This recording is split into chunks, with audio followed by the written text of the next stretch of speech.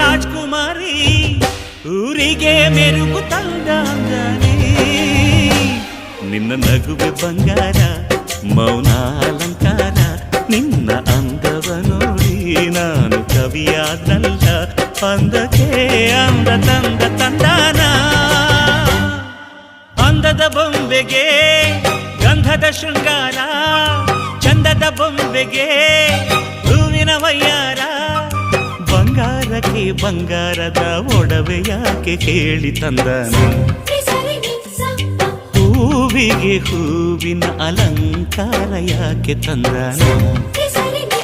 ನಿನ್ನ ನಗುವೆ ಬಂಗಾರ ಮೌನ ಅಲಂಕಾರ ನಿನ್ನ ಅಂದ